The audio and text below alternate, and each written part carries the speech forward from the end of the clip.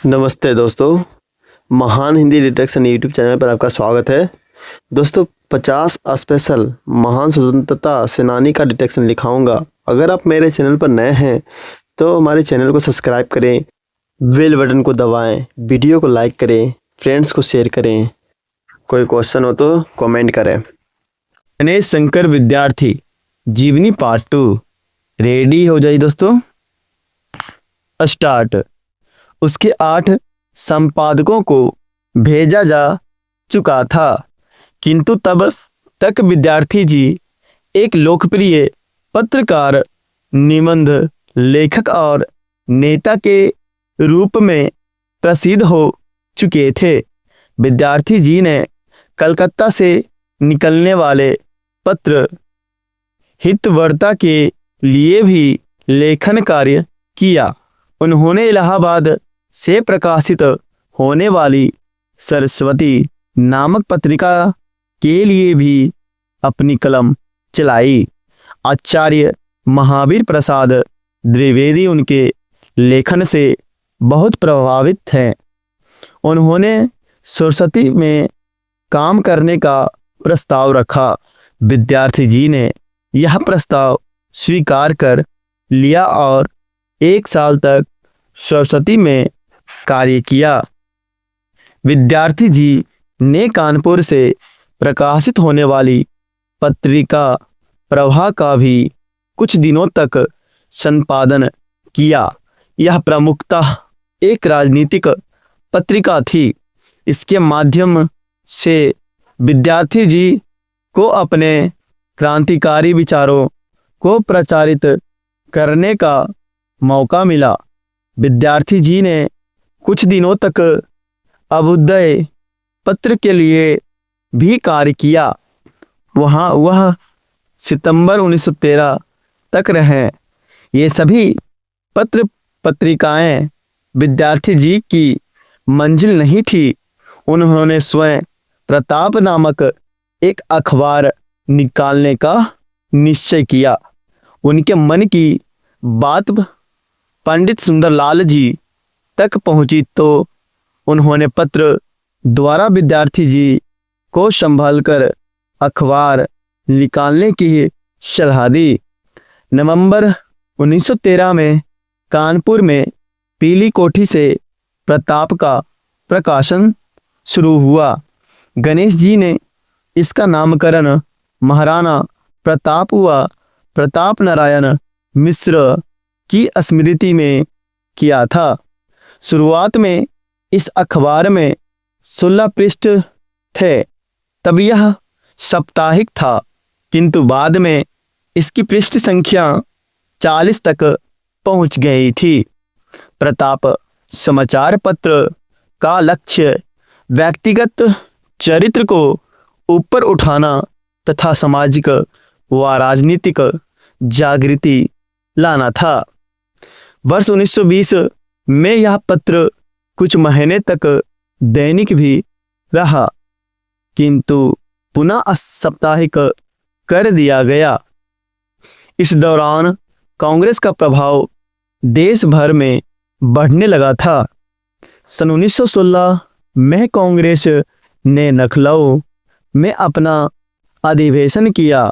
उसमें कांग्रेस के गर्म दल व नरम दल के नेता शामिल हुए। गांधी जी और बाल गंगाधर तिलक भी विशेष तौर पर वहां आए थे। विद्यार्थी जी ने उनसे मुलाकात की और कानपुर आने का आग्रह किया। विद्यार्थी जी की लोकप्रिय छवि के कारण वे दोनों कानपुर चले आए। वहां गांधी जी के प्रताप के कार्यालय में ठहराया गया और तिलक को एक धर्मशाला में कानपुर में उनके स्वागत के लिए पूरा नगर सजाया गया था। शाम को तिलक ने भाषण भी दिया। विद्यार्थी जी के प्रयास से वहां लाखों लोगों एकत्र हुए थे। तिलक के विचारों के प्रभाव से विद्यार्थी जी ने उन्हें अपना राजनीतिक गुरु मान लिया। एक दिन देश पत्र के संपादक बटुक देव शर्मा का एक पत्र विद्यार्थी जी को मिला। वह एक क्रांतिकारी थे और गिरफ्तारी से बचकर बेगूसराय में रह रहे थे। विद्यार्थी जी ने उन्हें बुलाने के लिए प्रताप में ही गुप्त संदेश प्रकाशित करवा दिया। परिणाम स्वरूप बटुकदेव कानपुर आकर विद्यार्थी जी से मिले। इस संदेश से कानपुर के कलेक्टर को शक हो गया। उसने विद्यार्थी जी को बुलाकर कड़ी पूछताछ की। विद्यार्थी जी ने उसकी बातों का सीधा व सटीक जवाब दिया।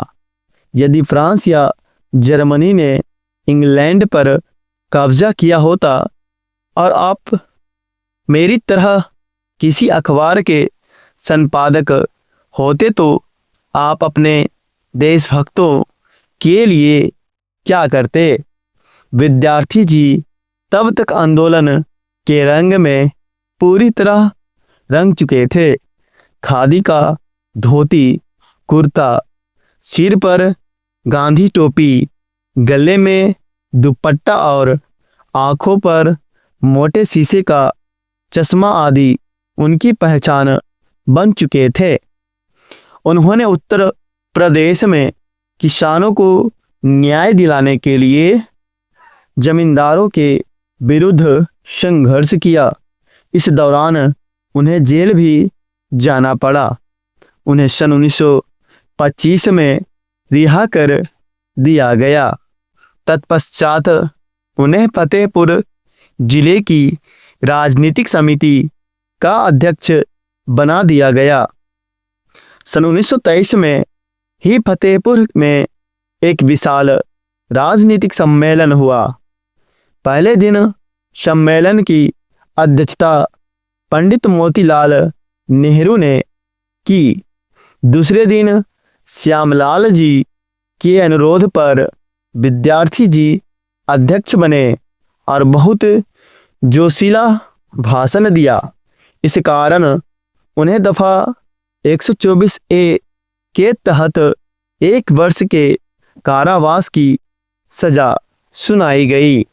विद्यार्थी जी 1 वर्ष तक नैनी जेल में रहे। विद्यार्थी जी कोमल हृदय के व्यक्ति थे, लेकिन उनमें साहस की कमी नहीं थी। एक बार बिठूर नामक स्थान में लगे मेलों में लोगों के आवागमन के लिए रेलगाड़ियों की कमी पड़ गई, अतः मालगाड़ियां मंगाई गई थी। उनमें लोग जानवरों की तरह भरे हुए थे। उन लोगों ने विद्यार्थी जी के नेतृत्व में यात्री गाड़ी की मांग की। अपनी मांग पूरी न होते देखकर सभी लोग पटरियों पर खड़े हो गए। तभी मालगाड़ी सीटी बजाते हुए आगे बढ़ने लगी। सबसे आगे विद्यार्थी जी खड़े थे। मालगाड़ी आते देख वह हटे नहीं। मात्र एक दम की दूरी पर ड्राइवर को मालगाड़ी रोकनी पड़ी। अंततः उनकी मांग मान ली गई।